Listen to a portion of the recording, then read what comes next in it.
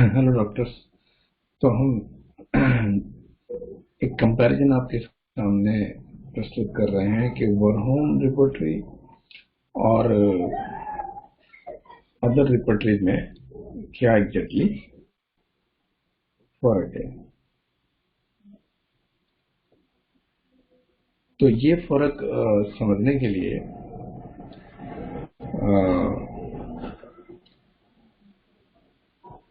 मैं कुछ रिपोर्टरीज आपके सामने रख रहा हूँ, और एक ये जो कंप्लेन है इसको ध्यान में रख करके कि हाइपोगैस्ट्रिक पेन जो है मेंसेस की ड्यूरिंग कौन सी मेडिसिन हैं जो कवर करती हैं, अदर रिपोर्टरीज एंड वरहोम कैसे कवर करती है, एंड एक्चुअल में एक्यूरेसी का इशू है ये। तो ये एक्यूरेसी का इशू अगर बना रहेगा तो हम अपने पेशेंट्स को कैसे डील करेंगे। तो रिलायबिलिटी का जो इशू है उसको वजह से ही, एक्यूरेसी की वजह से ही वरहोम अस्तित्व में आया। हैनीमैन सर की जो रिपोर्टरी थी, उसके रिपोर्टरी के खिलाफ जो स्टेटमेंट दिया था उसी की वजह से वरहोम बना है। तो जब हमने एक्यूरेसी चेक की तो जो हैनीमैन सर डाउट कर रहे थे द क्रोनिक डिजीज में जो स्टेटमेंट था उनका कि कोई भी रिपोर्टरी फुलफिल नहीं करती, तो हमने उस स्टेटमेंट्स को मल्टीपल टाइम वेरीफाई किया एंड देन पाया कि नहीं, सच में एक नीड है। तो एक्चुअल में अगर आप देखेंगे तो करीब करीब 24 repertories and other concept ideas की तरफ बहुत कुछ क्रिएटेड है। इसमें से जो हम बोगर, बोनिंगसन, दिमितर सर कहते हैं कि हमने बोनिंगसन को करेक्टली ट्रांसलेट किया है, ऐसे फटक, कैंट, सिंथेसिस, मर्फी, यानी कंप्लीट भी है बट इसमें नहीं है। तो इस तरीके से बहुत सारे रिपोर्टरीज मौजूद हैं। अब हम इस सिम्टम्स को ध्यान में रख करके हम ये रिपोर्टरीज चेक करते हैं। तो हमने ऑलरेडी सर्च किया हुआ है जैसे टाइम बचे, तो ये सर्च करने पर ये वो 12 रिपोर्टरीज और जो 24 रिपोर्टरीज है उसमें से 4 रिपोर्टरीज हैं, कैंट, मर्फी, फटक एंड सिंथेसिस। ये 4 ही कवर करती हैं ये कंप्लेन को, मेंसेस ड्यूरिंग हाइपोगैस्ट्रिक जो पेन है उसको। अब हम जाते हैं कैंट को ध्यान में रख करके। कैंट जो है ना 44 रेमेडीज बताते हैं। ये 44 रेमेडीज जो है इसमें सल्फर है, सीपिया है, बहुत सारी मेडिसिन है। अब हम जाते हैं कि जो हमारा सॉफ्टवेयर वरहोम है, वरहोम में हम पहले सारा क्लीन कर देते हैं, अब देन फिर से हम देखते हैं कि क्या है। जब मेंसेस डालते हैं तो मेंसेस डालने के बाद बहुत सारी जो है ना एंट्रीज आती हैं। अगर हम सिर्फ मेंसेस देखते हैं तो 870 एंट्रीज आती हैं और इस तरीके से दिखाई देता है। बट जब हम रिलेटेड वर्ड सारे जो इससे मैच करते हैं वो डाल देते हैं तो थोड़ा एंट्रीज बढ़ जाती हैं जो 1011 तक जाती है। पर हमको तो अभी देखना है during menses, hypogastric during menses, तो ये लगभग 14 एंट्रीज बचती हैं। अगर हमें सारी की सारी सिलेक्ट कर लें एंड समरी देखें तो हमें टॉप रेमेडीज में ऑल में ये सब दिखाई देती है। अगर हम द क्रोनिक डिजीज में देखते हैं, एमपी में दिखती हैं 2 एंड टीसीडी में दिखती हैं ये 2, 4, 6, 2, 8। तो इस तरीके से सल्फर को तो इन्होंने जगह दी है, देखेंगे तो अच्छी जगह दी है। बट दूसरे नंबर पे जो रिपोर्टरी है, मेडिसिन है ये नाइट्रिक एसिड, तो इसको कहाँ जगह दी, अगर दी है तो उसकी करेक्ट वैल्यू है क्या। तो हम जब देखते हैं तो इसकी करेक्ट वैल्यू नजर नहीं आती नाइट्रिक एसिड की, कि इसका जो स्कोर है वो उसके साथ न्याय नहीं हुआ। पल्सेटिला हैनीमैन सर ने तो प्रूव की थी बट यहाँ नहीं दिखाई दे रही, इन्होंने लिखी है, इनकी ये काफ प्रूव की थी पर हैनीमैन सर की लिटरेचर में नहीं है बट इनके यहाँ दिखती है। ऐसी बहुत सारी, तो डेफिनेटली उन्होंने कहीं ना कहीं और से लिया होगा। बट जो हैनीमैन सर ने, तो इसका ये तो क्लियर होता है कि हर एक उनके किसी भी रूब्रिक को जो हम जाते हैं लेकर के देखते हैं तो यही हालत है सब जगह। अब हम उनको थोड़ा सा और चेक करते हैं कि हम देखते हैं उनको अदर जो उनकी जैसे cutting pains and cramping pain में उन्हें चेक करते हैं। ये कटिंग पेन की कुछ एंट्रीज है। पहले हम क्लिप बोर्ड क्लियर कर लें, clear clip board don't say. तो जब हम कटिंग पेन में जाते हैं तो ये हमारे को दिखाई देता है। तो कालिका कॉस्टिकम सेनेगा दिखाई देता है। बट अगर हम जब इधर देखते हैं कटिंग पेन्स की रेमेडीज तो कौन है? ड्यूरिंग मेंसेस एंड हाइपोगैस्ट्रिक में कटिंग पेन है। तो आप देखोगे बहुत सारे रेमेडीज हैं और हम इन्हें चेक कर लेते हैं। इनके यहाँ आर्सेनिक गायब है, आर्सेनिक टीसीडी में भी है, एमएमपी में भी है, बट ये गायब है। ठीक है। और इसके बाद आप देखोगे कार्बोवेज है क्या? कार्बोवेज गायब है। ठीक है। सल्फर है, आर्सेनिक गायब है। इस तरीके से ये इसकी स्टेट है। एंड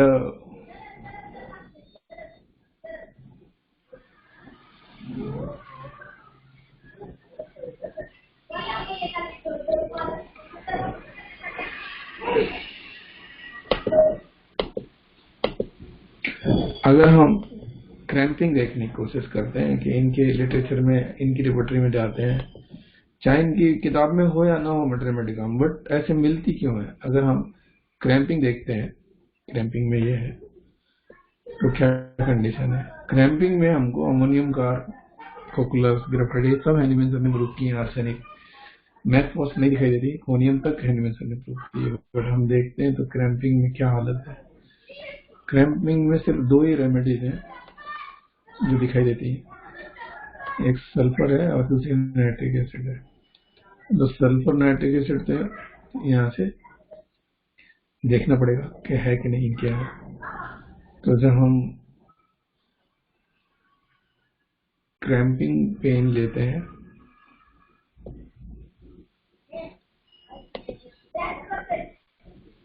तो नहीं दिखाई देती। तो इस तरीके से ये हालत है। अब आप कैसे विश्वास करोगे कि नाइट्रिक एसिड इतनी जबरदस्त स्कोरिंग कर रहा है ड्यूरिंग मेंसेस में, हाइपोगैस्ट्रिक पेन में है, तीन उसकी सिम्टम्स हैं जो हैनिमैन सर ने बाकायदा लिखे हैं, बट वो कोई भी रिपोर्टर सेटिस्फाइड करती नजर नहीं आती। यही हालत अगर हम देखेंगे तो मर्फी की भी है। थोड़ा बहुत चेंजेस दिखेगा बट लगभग कॉपी टू पेस्ट ही है हर चीज। किसी ने एक्यूरेसी पे ध्यान नहीं दिया, आपने अपनी नई नई रिपोर्टरी जरूर क्रिएट की है।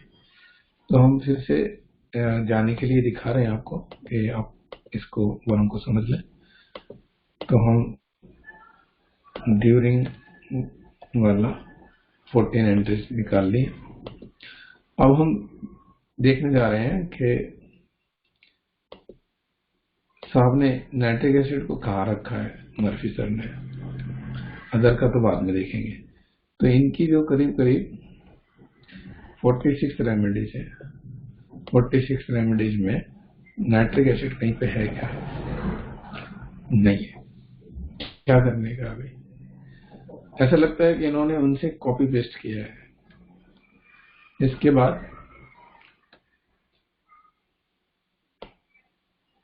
अदर रेमेडीज हो सकती हैं, आप देखेंगे कार्बोवेज, सल्फर का तो उन्होंने थोड़ा सा ठीक ठाक स्कोर किया है। बट ये समझ में नहीं आता कि जो हैनिमैन सर ने जहाँ पे जगह नहीं दी कैलकेरिया को, यहाँ पे कोई जगह नहीं है, बट ये कहाँ से लाए हैं?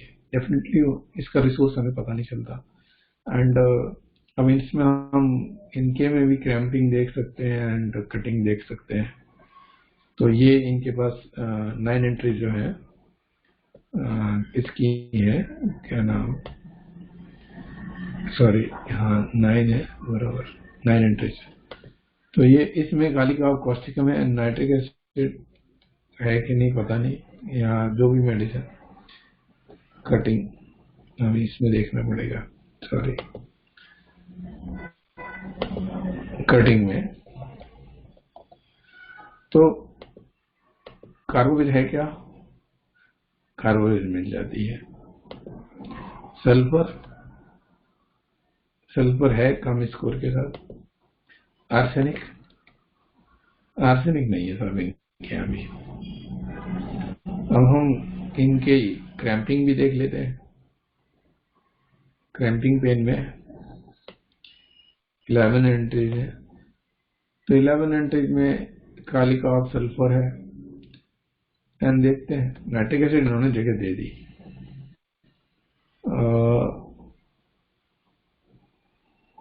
क्रैम्पिंग में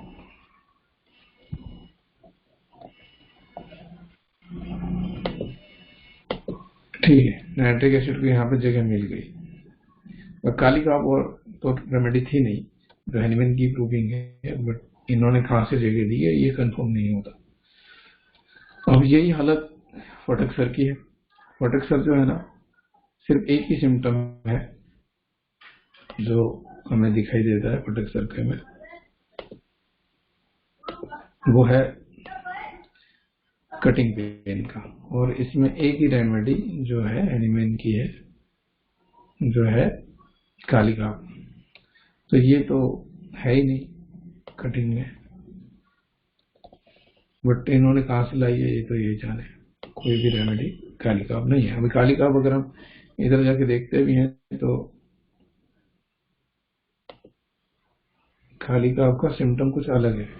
during severe pressure in the sacrum and anteriorly in the hypogastrium, as if everything was coming out at the genital organ। में भी हो सकता है कि ये हो सकता है कि कुछ हद तक सिमिलर समझ के डाल दिया, हाँ, बट बाकी नहीं। बाकी कहते फोटक्सर का अपना एक्सपीरियंस है। और अब आप आगे सिंथेसिस रिपर्टरी जो बहुत ज्यादा पॉपुलर है, रडार में बहुत लोग यूज करते हैं, इनकी भी हालत देख लेते हैं। तो इन्होंने भी नाइट्रिक एसिड को कॉपी ही किया है। जो कैंसर कह रहे हैं वही बात ये कह रहे हैं, इन्होंने कुछ नया नहीं किया है। एंड इनकी भी कटिंग और क्रैम्पिंग पेन देख ले। मैं थोड़ा थोड़ा कंपेयर कर रहा हूँ, हर रूब्रिक की वही हालत है। मैं तो सिर्फ आपको ये समझाने के लिए ये कि आपको समझ में आए कि एक्यूरेसी का कितना बड़ा इशू है। जो हैनीमैन सर लिख रहे हैं बट इनकी किसी रिपोर्टरीज में मिलता नहीं है। तो हम क्रैम्पिंग किधर गए हैं पेन का,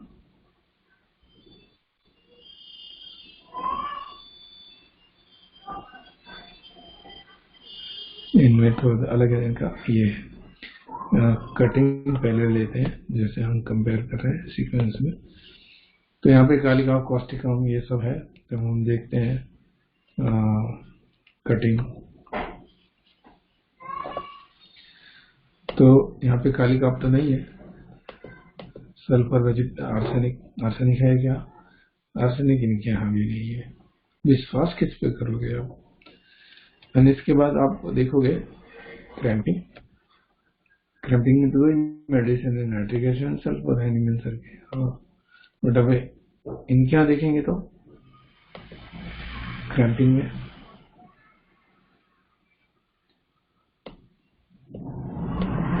तो बहुत सारी मेडिसिन। नाइट्रिक एसिड इनके यहाँ से गए हैं, कम से कम इनके यहाँ तो थी मर्फी सर के यहाँ, बट यहाँ पे नहीं है। तो कुल मिला के यही हालत है सब जगह। मैं आपको ये कंपैरिजन इसलिए करा रहा हूँ कि आप अगर कितनी भी अच्छी केस टेकिंग ले लो, कितना भी अच्छा उस केस की सिंथेसिस कर लो, सारे कारण वगैरह सब पता कर लो, पेशेंट इस तरीके से बिहेव क्यों कर रहा है ये सब पता हो जाए, इसके बाद अगर आपके पास रेमेडी एक्यूरेट ना हो, आपको विश्वास ना हो कि कहाँ से ये रेमेडी ली जा रही है। दूसरा इम्पोर्टेंट है, सपोज दैट कि अगर आपको लगता है कि नाइट्रिक एसिड देना है, ये नाइट्रिक एसिड देना है, तो हमें ये कंफर्म करने के लिए फिर से बुक पढ़ना पड़ता है। रूब्रिक बनाओ, फिर रेपर्टरी में ढूंढो, फिर से बुक कंफर्म करो। बट यहाँ का यही मिल जाता है। और हम को लगता है कि हमें नाइट्रिक एसिड देना है तो हमको आसपास सारा दिखाई देता है। ये जो मैच हुई कंडीशन है वो भी यहाँ पे दिखाई दे रही है, थोड़ा कलर बदल गया है। एंड बाकी अदर भी हम पूरा सेक्शन पढ़ के देख सकते हैं। देन हमें समझ में आता है कि हाँ हमें ये मेडिसिन देनी चाहिए या नहीं एक कंडीशन में। दूसरा कोई भी सेक्शन में हम जाके देख सकते हैं। धीरे यहाँ पे क्लिक करेंगे, अगर यहाँ पे हेड का सेक्शन होगा तो हेड पे क्लिक करें तो हेड भी आपको पूरा दिखाई देगा, एंड आप डिसाइड कर सकते हो ऊपर नीचे के सिम्टम से कि हाँ ये पेशेंट को ये मेडिसिन सुटेबल है भी कि नहीं। तो ऐसा अदर रिपोर्टरीज में कहीं पे भी ये सुविधा नहीं है। एंड एक्यूरेसी का तो इशू है ही ना, कि ये मेट्रोमेडिका कुछ और बता रही है और इनकी रिपोर्टरी कुछ और बता रही है, विश्वास किस पे रहा। इनकी रिपोर्टरी में कहीं पे ये पता भी नहीं चल रहा है कि रिसोर्स कहाँ से है। तो ये एक मुश्किल है, और इस मुश्किल से हमारे डॉक्टर्स को निकालने वाला कोई टूल नहीं है। बहुत सारे टूल अवेलेबल है। उम्मीद है कि आप इस टूल से आपका फायदा होगा। ये टूल अवेलेबल है डेमो पीरियड के लिए, होम्योपैथी डॉक्टर्स के लिए 30 डेज के लिए, एंड वही HSC एलुमनी जो हमारे स्टूडेंट्स हैं, जो हमारी ट्रेनिंग ले रहे हैं या जो ट्रेनिंग ले चुके हैं, उनके लिए 45 डेज, और जो होम्योपैथी में स्टूडेंट्स हैं जो ट्रेनिंग ले रहे हैं, अभी भी उनकी पढ़ाई चालू है, वो लोग भी इस टूल को टेस्ट कर सकते हैं एंड कंपेयर कर सकते हैं। तो एक्यूरेसी का ध्यान रखिए। हम एक कोर्स भी रन करते हैं version homeopathy scientific coaching 6 month का, कि हैनीमैन सिस्टम को कैसे सीखना है, कैसे अप्लाई करना है एज इट इज, क्या हैनीमैन सर का सिस्टम सच में साइंटिफिक है या फिलोसफी या थ्योरी है, जैसा कि लोग बता रहे हैं। ये भी आप जान सकते हैं हैनीमैन सर का पूरा का सिस्टम साइंटिफिक है और उनका each and every statement applicable है। तो ये कैसे एप्लीकेबल है ये जान सकते हैं। तो सॉफ्टवेयर से रिलेटेड किसी को भी कोई भी क्वेरी चाहिए या कोई जानकारी और चाहिए तो यहाँ पे मुझे मेल कर सकते हैं या मुझे मैसेज कर सकते हैं, हमें विजिट कर सकते हैं हमारी वेबसाइट पे।